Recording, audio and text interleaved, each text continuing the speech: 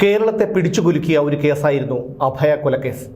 അഭയ കൊലക്കേസിൽ ദൈവത്തിൻ്റെ ദൃക്സാക്ഷിയായി എത്തിയ ഒരു മനുഷ്യനുണ്ടായിരുന്നു. അടയ്ക്ക രാജു എന്ന സത്യസന്ധനായ ആ കള്ളനാണ് അഭയ കേസിൻ്റെ വിധി മാറ്റി എഴുതിയത്. കോടികളുടെ വിലപേശലിൽ അയാളുടെ കണ്ണ് മഞ്ഞളിച്ചില്ല. കോടതി മുറിയിൽ മനസാക്ഷിയുള്ള ആ കള്ളൻ്റെ ചൂണ്ടുവിരലിൽ പ്രതികൾ കുരുങ്ങിയപ്പോൾ വൈകിട്ടാണെങ്കിലും അഭയയുടെ ആത്മാവിന് നീതി കിട്ടിയിട്ടുണ്ടാകണം. നീതിമാനായ അടയ്ക്ക രാജു എന്ന കള്ളൻ്റെ കഥയാണിത്. കോട്ടയം ജില്ലയിലെ പള്ളിക്കത്തോട് കൊടുവശ്ശേരി വീട്ടിൽ ഗോവിന്ദനാശാരിക്കും പാർവതിക്കും 6 ആണും 4 പെണ്ണുമായി 10 മക്കൾ. അതിലൊരുത്തൻ രാധാകൃഷ്ണൻ. രാധാകൃഷ്ണൻ എന്ന എഴുത്തുകുത്തുകളിലൊക്കെ മാത്രമേ ഉള്ളൂ. പിന്നെ അവൻ അറിയപ്പെട്ടത് രാജു എന്നാണ്. പള്ളിക്കത്തോട്ടിലെ സർക്കാർ സ്കൂളിലാണ് രാജു പഠിച്ചത്. പഠിച്ചെന്നൊക്കെ പറഞ്ഞാൽ എല്ലാം കൂടി നുള്ളിപ്പെറുക്കിയെടുത്താൽ ആകെ ഒരു 30 ദിവസം പള്ളിക്കൂടത്തിൽ പോയിട്ടുണ്ട്. അതും ഉച്ചയ്ക്ക് ഉപ്പുമാവ് വിളമ്പുന്ന നേരത്ത് പോകും. അത് കഴിച്ച് തിരിച്ചു പോരും. അതായിരുന്നു സ്കൂളുമായി രാജുവിനുണ്ടായിരുന്ന ആകെയുള്ള ബന്ധം. ഉപ്പുമാവ് തിന്നുകഴിഞ്ഞാൽ പിന്നെ സ്കൂളിൽ നിൽക്കേണ്ട ആവശ്യം രാജുവിനില്ല. നേരെ തൊട്ടടുത്ത പറങ്കിമാവിൻ തോട്ടത്തിലേക്ക് പോകും. നിലത്ത് വീണ് കിടക്കുന്നതും കയറി പറിക്കാവുന്നതുമായ കശുമാങ്ങ പറിക്കും. കശുവണ്ടി ഒരിടത്ത് കൂട്ടിവെക്കും. 4-5 ദിവസമാകുമ്പോൾ അതെടുത്ത് കൊണ്ടുപോയി വിറ്റ് ചായക്കടയിൽ നിന്ന് ബോണ്ട വാങ്ങി തിന്നും. ഭക്ഷണം എവിടെ കിട്ടിയാലും ആര് കൊടുത്താലും രാജു തിന്നും. പള്ളിക്കൂടത്തിൽ പോകാൻ രാജുവിന് താല്പര്യമേ ഇല്ലായിരുന്നു. അങ്ങനെ 10ാമത്തെ വയസ്സ് തൊട്ട് രാജു കിട്ടുന്ന പണിക്കൊക്കെ പോയി തുടങ്ങി. കിട്ടുന്ന പൈസയ്ക്ക് വല്ലതും വാങ്ങി വയറു നിറയെ തിന്നും. അതായിരുന്നു ശീലം. അന്ന് മനോരമ രാജു എന്ന് പറഞ്ഞാലേ നാട്ടുകാരറിയൂ. കാരണം മനോരമയിലെ ജോലിക്കാരനായതുകൊണ്ടൊന്നുമല്ല. രാജുവിൻ്റെ കക്ഷത്ത് എപ്പോഴും 2-3 മനോരമ പത്രം ചുരുട്ടി വെച്ചിട്ടുണ്ടാകും. അത് വിരിച്ച് രാജു എവിടെയും കിടക്കും. തേക്കുതടിക്കും തെമ്മാടിക്കും എവിടെയും കിടക്കാമെന്നാണല്ലോ പ്രമാണം. ആശുപത്രി വരാന്തയിലോ പള്ളിമുറ്റത്തോ എവിടെ വേണമെങ്കിലും രാജു കിടക്കും. 8-9 വയസ്സായപ്പോഴേക്കും പള്ളിക്കത്തോട് രാജുവിനും അടുത്തു. അങ്ങനെ ഇരിക്കുമ്പോഴാണ് അതുവഴി ഒരു ലോറി വന്നത്. പിന്നെ ഒന്നും നോക്കിയില്ല, നേരെ വലിഞ്ഞ് അതിൻ്റെ മുകളിൽ കയറി. ആ ലോറി വന്നു നിന്നത് കോട്ടയം മാർക്കറ്റിലായിരുന്നു. അവിടെ രാജുവിന് കുറേ കൂട്ടുകാരെ കിട്ടി. പിന്നെ കിടപ്പും അവിടെ തന്നെയായി. കോട്ടയത്തെ പഴയ ബോട്ട് ജെട്ടിയായിരുന്നു രാജുവിൻ്റെ താവളം. അവിടെ കിടന്ന് രാജു അല്ലറ ചില്ലറ ഗുണ്ടായിസമൊക്കെ പഠിച്ചു. അറിവായ കാലം തൊട്ട് രാജു കമ്മ്യൂണിസ്റ്റുകാരനായിരുന്നു. രാജു ചെയ്യാത്ത പണിയൊന്നുമില്ലായിരുന്നു. തടിവെട്ടും ചുമടെടുപ്പും അങ്ങനെ എന്തിനും രാജു തയ്യാറായിരുന്നു. നല്ലതുപോലെ ജോലി ചെയ്യും. നല്ല കാശും കിട്ടും. കിട്ടുന്നത് മുഴുവൻ കുടിക്കും. ഇടയ്ക്ക് കഞ്ചാവും വലിക്കും. എന്നിട്ട് രാത്രി വെറുതെ ഇറങ്ങി നടക്കും. പിടിച്ചുപറിയും പോക്കറ്റടിയും എന്നു വേണ്ട സകല പോക്കൃത്തരങ്ങളും രാജു ചെയ്തു. അങ്ങനെ കോട്ടയം മാർക്കറ്റിൽ ജോലി ചെയ്യുമ്പോഴാണ് രാജു മോളിയെ കണ്ടത്. പിന്നെ പ്രേമിച്ച് അവളെ അങ്ങ് കെട്ടി. ആ ബന്ധത്തിൽ 4 മക്കളുമുണ്ട്. അവരൊക്കെ കല്യാണം കഴിഞ്ഞ് അവരവരുടെ വഴിക്ക് പോയി. അങ്ങനെ ഇരിക്കെ ഒരു ദിവസം രാജു രാജാക്കാട് പോയി. അവിടെയാണ് മൂത്ത ചേട്ടൻ രാമൻകുട്ടി താമസിക്കുന്നത്. മാസത്തിൽ 2 തവണയെങ്കിലും രാജു അവിടെ പോകുമായിരുന്നു. ഒരു ദിവസം രാവിലെ രാജാക്കാട്ടെ ചേട്ടൻ്റെ വീട്ടിൽ കിടന്നുറങ്ങുകയായിരുന്ന രാജുവിനെ തേടി ചിലരെത്തി. കൂട്ടുകാരൻ ജോയിയും വേറെ 2-3 പേരും. ജോയി പോലീസുകാരനാണ്. കോട്ടയം മാർക്കറ്റിൽ 2 പേരും കൂടി കുറേ കാലം ചുമടെടുത്തു നടന്നിട്ടുണ്ട്. പിന്നീടാണ് ജോയിക്ക് പോലീസിൽ ജോലി കിട്ടുന്നത്. കാര്യം എന്താണെന്ന് ചോദിച്ചപ്പോൾ അതൊന്നും സാരമില്ല, നീ വാ എന്ന് പറഞ്ഞ് രാജുവിൻ്റെ കയ്യിൽ മുറുകെ പിടിച്ചുകൊണ്ട് ജോയി നടന്നു. ജീപ്പിൽ കോട്ടയത്തേക്ക് വന്നുകൊണ്ടിരിക്കുന്നതിനിടയിൽ ജോയി ചോദിച്ചു, നീയല്ലേടാ ആ പെങ്കൊച്ചിനെ കൊന്നത്? ഏത് പെങ്കൊച്ചിനെ? ആര് കൊന്നെന്ന് രാജു അമ്പരന്ന് ചോദിച്ചു. അഭയയെ കൊന്നത് നീയാണെന്ന് ഞങ്ങൾക്കറിയാം. എല്ലാ തെളിവുകളും ഞങ്ങൾക്ക് കിട്ടി. അപ്പോഴാണ് രാജു ശരിക്കും ഞെട്ടിയത്. അഭയയോ? അതാരാ എന്നൊക്കെ രാജു ജോയിയോട് ചോദിച്ചുകൊണ്ടേയിരുന്നു. രാവിലെ 9 മണിയായപ്പോഴേക്കും രാജുവിനെയും കൊണ്ട് ജോയിയും സംഘവും കോട്ടയം ക്രൈംബ്രാഞ്ച് ഓഫീസിലെത്തി. ഉയർന്ന പോലീസ് ഓഫീസർമാരൊക്കെ അവിടെ ഉണ്ടായിരുന്നു. ജോയി, പെരുമാൾ, ഹംസ, അങ്ങനെ അവിടെ ഉണ്ടായിരുന്ന പല പോലീസുകാരെയും രാജുവിന് നന്നായി അറിയാമായിരുന്നു. എന്നാൽ അവരൊന്നും കണ്ട ഭാവം കാണിക്കുന്നില്ല. ഇതിനിടയിൽ ഒരു പോലീസുകാരൻ രാജുവിന് ഭക്ഷണം വാങ്ങിക്കൊണ്ടുവന്നു. ഉച്ചയ്ക്ക് ഊണും വാങ്ങിക്കൊടുത്തു. ഭക്ഷണം കഴിക്കുന്ന സമയത്തൊഴികെ അയാളുടെ കൈകളിൽ വിലങ്ങിട്ടു. ഉച്ചവരെ ആരും അയാളോടൊന്നും ചോദിച്ചില്ല. എല്ലാവരും അങ്ങോട്ടും ഇങ്ങോട്ടും നടക്കുകയും അടക്കം പറയുകയും രാജുവിനെ തുറച്ചു നോക്കുകയും ഒക്കെ ചെയ്തുകൊണ്ടിരുന്നു. അയാൾക്ക് പ്രത്യേകിച്ച് ഒന്നും തോന്നിയില്ല. ഇതൊക്കെ നടക്കുമ്പോഴും രാജുവിൻ്റെ മനസ്സിൽ ജോയി ചോദിച്ചൊരു ചോദ്യം തികട്ടി വരുന്നുണ്ടായിരുന്നു. നീയല്ലേടാ ആ പെണ്ണിനെ, ആ കന്യാസ്ത്രീയെ കൊന്നത്? അപ്പോഴാണ് രാജുവിന് ഒരു കന്യാസ്ത്രീ മഠത്തിലെ കിണറ്റിൽ മരിച്ച വാർത്ത പത്രത്തിൽ വന്നതിനെക്കുറിച്ച് ഓർമ്മ വന്നത്. മാമൻ മാപ്പിള ഹാളിൻ്റെ പിന്നിലുള്ള പയസ് 10 ഹോസ്റ്റലിലെ കന്യാസ്ത്രീ. രാത്രി അവിടെ അരുതാത്തത് പലതും കണ്ടിട്ടുണ്ട്. അക്കാര്യം ജോയിക്കും അറിയാം. അതുകൊണ്ടായിരിക്കും കൊച്ചു വെളുപ്പാൻ കാലത്ത് രാജാക്കാട് വന്ന് തന്നെ കൂട്ടിക്കൊണ്ടുവന്നത്. ഇങ്ങനെയായിരുന്നു രാജുവിൻ്റെ ചിന്ത. അന്ന് ഉച്ചയ്ക്ക് 2 മണിവരെ രാജു കരുതിയത് ജോയി ഒരു നമ്പറിട്ട് നോക്കിയതായിരിക്കുമെന്നാണ്. പക്ഷേ 2 മണി കഴിഞ്ഞപ്പോൾ ആ കളി മാറി. അപ്പോഴേക്കും നേരം ഉച്ചയ്ക്ക് 2 മണി കഴിഞ്ഞിരുന്നു. ഊണ് കഴിച്ച ക്ഷീണത്തിൽ നിലത്തിരുന്ന രാജുവിൻ്റെ കണ്ണം നടഞ്ഞുപോയി. അപ്പോഴാണ് അടി വീണത്. ആ അടിയിൽ നിലത്തേക്ക് ചരിഞ്ഞു വീണ രാജുവിനെ ജോയിയും ഹംസയും കൂടി നേരെ ഇരുത്തി. അപ്പോഴും അയാളുടെ കൈകളിൽ വിലങ്ങുണ്ടായിരുന്നു. അപ്പോഴും അവർക്ക് ചോദിക്കാനുണ്ടായിരുന്നത് ഒരേ ഒരു ചോദ്യമായിരുന്നു. പിന്നെ പടപട അടിപൊട്ടി. നീ എന്തിനാടാ ആ പെണ്ണിനെ കൊന്നത്? അയാൾക്കൊന്നും പിടികിട്ടിയില്ല.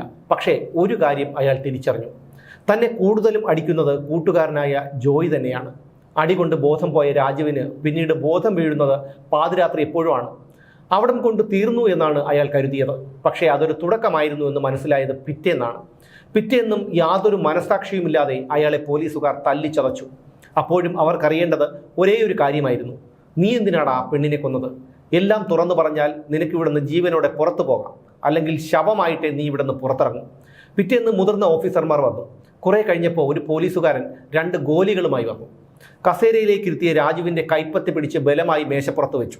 പിന്നെ ആ ഗോലി അയാളുടെ ഉള്ളം കയ്യിൽ വെച്ചു. അതിനുശേഷം ഒരു ഇരുമ്പ് കട്ട എടുത്തുകൊണ്ടുവന്ന് ആ ഗോലിയിൽ ആഞ്ഞിടിച്ചു. കൈപ്പത്തി തുളഞ്ഞ് ആ ഗോലി അപ്പുറത്തേക്ക് പോയി. മരണവെപ്രാളത്തോടെയുള്ള വേദന കൊണ്ട് രാജു പിടയുമ്പോഴും പോലീസുകാർക്ക് ഒന്നേ ചോദിക്കാനുണ്ടായിരുന്നുള്ളൂ, നീയല്ലേടാ ആ പെണ്ണിനെ കൊന്നത്? ആ അബോധാവസ്ഥയിലും രാജു ആലോചിച്ചത് ഈ സംഭവവുമായി യാതൊരു ബന്ധവുമില്ലാത്ത താൻ എങ്ങനെ ഈ കേസിൽ പെട്ടു എന്നുള്ളതാണ്. പിന്നെ അതിൻ്റെ ഉത്തരവും അയാൾ തന്നെ കണ്ടെത്തി. ഈ കേസ് തൻ്റെ തലയിൽ കെട്ടിവെച്ചു തരാൻ പോലീസുകാർ കളിക്കുന്ന ഒരു കളിയാണിത്. ഇതിന് ചുക്കാൻ പിടിക്കുന്നത് ജോയിയും. ദിവസങ്ങൾ അങ്ങനെ പലതു കഴിഞ്ഞു. രാജുവിന് ഒരു കാര്യം ഉറപ്പായി. ആ കന്യാസ്ത്രീയെ കൊന്ന കുറ്റം താനേൽക്കണം. മോഷ്ടിക്കാൻ പോയപ്പോൾ അവളെ താൻ കൊന്നെന്ന് വരുത്തി തീർക്കണം. അത് തൻ്റെ തലയിൽ കെട്ടിവെക്കാനുള്ള ശ്രമമാണ് കഴിഞ്ഞ കുറച്ചു ദിവസമായി നടക്കുന്നത്. പക്ഷേ ജീവൻ തിരിച്ചു കിട്ടുമോ എന്നുറപ്പില്ലാതിരുന്ന ആ ദിവസങ്ങളിലും രാജു ഒരു തീരുമാനമെടുത്തു. ഇനി എത്ര വേദന സഹിച്ചാലും എങ്ങനെയൊക്കെ തല്ലിച്ചതച്ചാലും താൻ ഈ കുറ്റം ഏൽക്കില്ല, അതുറപ്പാണ്. ആ സമയത്ത് രാജുവിൻ്റെ ഭാര്യ മോളി പ്രസവിച്ചു കിടക്കുകയാണ്. ക്രൈംബ്രാഞ്ച് ഓഫീസിൽ അയാളെ കാണാൻ ചിലരൊക്കെ വന്നു. വന്നവരൊക്കെ പല വാഗ്ദാനങ്ങളുമായിട്ടാണ് വന്നത്. വീട് വെച്ച് കൊടുക്കാം, ഭാര്യയ്ക്ക് ജോലി കൊടുക്കാം, പിള്ളേരെ പഠിപ്പിക്കാം, പണം തരാം, ഇങ്ങനെയൊക്കെയായിരുന്നു വന്നവരൊക്കെ രാജുവിന് കൊടുത്ത വാഗ്ദാനങ്ങൾ. പക്ഷെ ഒരൊറ്റ കാര്യം, അഭയ മരിച്ച ദിവസം രാത്രി മോഷ്ടിക്കാൻ ഹോസ്റ്റലിൽ കയറി. അപ്പോൾ യാദൃച്ഛികമായി അഭയ തന്നെ കണ്ടു. അതോടെ പുറത്ത് പറയുമെന്ന് പേടിച്ച് അവിടെ ഇരുന്ന കോടാലി കൊണ്ട് തലയ്ക്കടിച്ചിട്ട് എടുത്ത് കിണറ്റിലിട്ടു.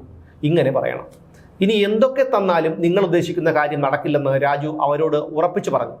അതോടെ ഇടിയുടെ എണ്ണവും കൂടി. ബെഞ്ചിൽ കിടത്തി കൈ ബെഞ്ചിൻ്റെ അടിയിലൂടെ ഇട്ട് വിലങ്ങ് വയ്ക്കും. കാലിൻ്റെ തള്ള വിരലുകൾ തമ്മിൽ കൂട്ടിക്കെട്ടും. 2 പോലീസുകാർ 2 വശത്തും നിന്ന് അരക്കെട്ടിൽ അമർത്തിപ്പിടിക്കും. വേദന കൊണ്ട് നിലവിളിച്ചാലും വിടില്ല. പിന്നെ ചൂരലുകൊണ്ട് കാലിൻ്റെ വെള്ള അടിച്ചു പൊട്ടിക്കും. നിലത്തിരുത്തി വലത്തെ കൈ നിലത്ത് വയ്പ്പിച്ചിട്ട് ഉള്ളം കൈയിൽ ഗോലി വെച്ചു. അതിനുശേഷം മേശയുടെ കാല് ആ ഗോലിയുടെ പുറത്ത് വെച്ചു. എന്നിട്ട് 2-3 പോലീസുകാർ ഒറ്റ ചാട്ടത്തിന് കയറി ആ മേശപ്പുറത്തിരുന്നു. ആ ഗോലി രാജുവിൻ്റെ കൈപ്പത്തി തുളച്ച് വീണ്ടും പുറത്തു വന്നു. അയാൾ നെഞ്ചുകീറി നിലവിളിച്ചു. പക്ഷേ ആ നിലവിളി പുറത്തു കേൾക്കാൻ കഴിയാത്ത വിധം പഴന്തുണിയും പഴയ പേപ്പറും അയാളുടെ വായിലേക്ക് കുത്തിക്കയറ്റി വെച്ചിരുന്നു. പക്ഷേ അപ്പോഴും രാജുവിനൊരു തീരുമാനമുണ്ടായിരുന്നു. അയാളുടേതായൊരു തീരുമാനം. ക്രൈംബ്രാഞ്ച് ഉദ്യോഗസ്ഥരുടെ ഇടികൊണ്ട് ചത്താലും താൻ ഈ കുറ്റമേൽക്കില്ല.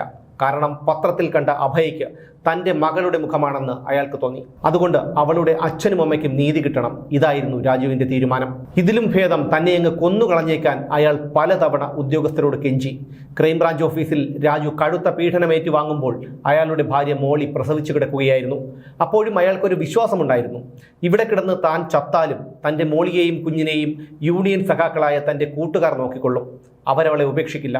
കള്ളസാക്ഷി പറഞ്ഞു കിട്ടുന്ന 1 രൂപ പോലും തനിക്ക് വേണ്ട. ദിവസങ്ങളും ആഴ്ചകളും കഴിഞ്ഞു. രാജു അപ്പോഴും ക്രൈംബ്രാഞ്ചിൻ്റെ കസ്റ്റഡിയിലാണ്.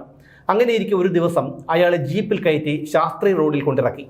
ആഴ്ചകളോളം മർദ്ദനമേറ്റ് അവശനായ അയാൾക്ക് നിവർന്നു നിൽക്കാനുള്ള ത്രാണി പോലും ഉണ്ടായിരുന്നില്ല. റോഡരികിലിരുന്ന ഒരു ചാക്ക് കെട്ട് ചൂണ്ടിക്കാണിച്ചിട്ട് ആ ചാക്കുകെട്ടെടുത്ത് തലയിൽ വെച്ച് മുന്നോട്ട് നടക്കാൻ പോലീസുകാർ അയാളോട് പറഞ്ഞു. മോഷണത്തിനിടയിൽ തൊണ്ടി മുതലുമായി ഓടിച്ചിട്ട് പിടിച്ചെന്ന് വരുത്തി തീർക്കാനുള്ള ഒരു തന്ത്രമായിരുന്നു അത്. അപ്പോഴേക്കും രാജു ക്രൈംബ്രാഞ്ചിൻ്റെ കസ്റ്റഡിയിലായിട്ട് 62 രാവും പകലും കഴിഞ്ഞിരുന്നു. അങ്ങനെ പിറ്റേന്ന് രാജുവിനെ കോടതിയിൽ ഹാജരാക്കി.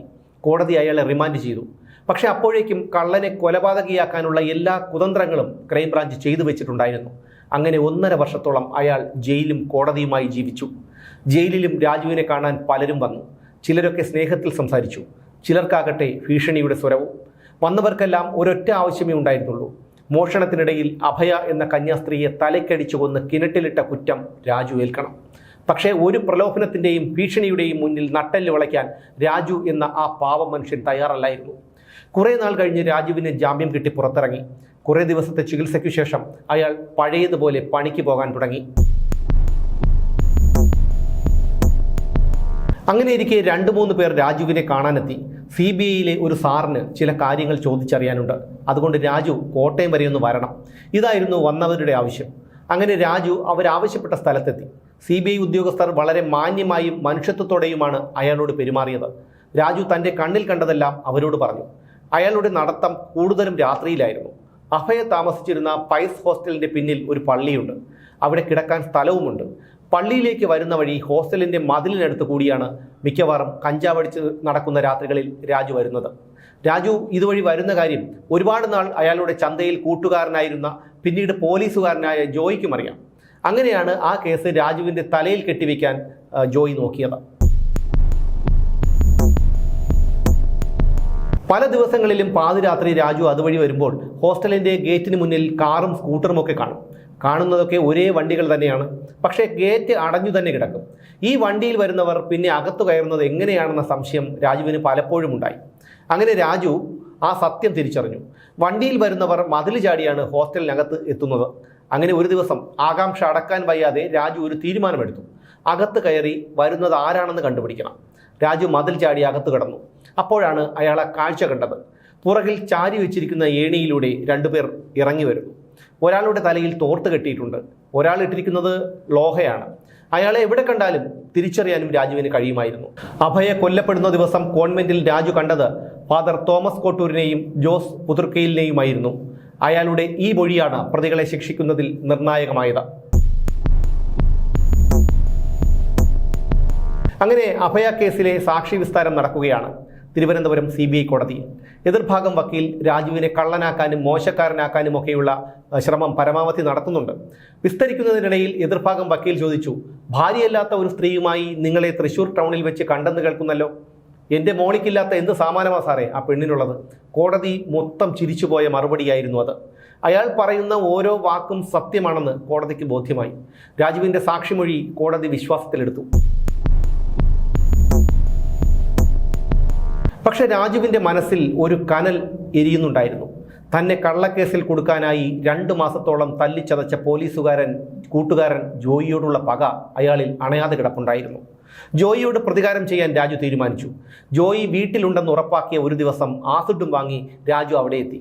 ജീവിതത്തിൽ ആദ്യമായി ഒരാളെ കൊല്ലാനുള്ള തയ്യാറെടുപ്പുമായി അവിടെ എത്തിയ രാജു കാണുന്നത് കട്ടിലിൽ നിന്ന് അനങ്ങാൻ പോലും വയ്യാതെ കിടക്കുന്ന ജോയിയുടെ കുഞ്ഞിനെയാണ്. ജോയിയെ കൊന്നാൽ ആ കുഞ്ഞിന് അച്ഛനില്ലാതെയായി പോകും എന്ന ചിന്ത അയാളെ മാറ്റി ചിന്തിപ്പിച്ചു. അയാൾ അവിടെ നിന്ന് തിരിച്ചിറങ്ങി. തിരുവനന്തപുരം CBI കോടതി അഭയ കേസിലെ പ്രതികളായ ഫാദർ തോമസ് കോട്ടൂരിന് ഇരട്ട ജീവപര്യന്തവും സിസ്റ്റർ സെഫിക്ക് ജീവപര്യന്തവും ശിക്ഷ വിധിച്ചു. ജോസ് പുതുർക്കയിലിനെ തെളിവുകളുടെ അഭാവത്തിൽ കുറ്റവിമുക്തനാക്കുകയും ചെയ്തു. കാലങ്ങൾ എത്ര കഴിഞ്ഞാലും അടയ്ക്ക രാജു എന്ന സത്യസന്ധനായ ആ കള്ളന്റെ പേരിന് വല്ലാത്തൊരു തിളക്കമുണ്ടാകും മലയാളികളുടെ മനസ്സിൽ.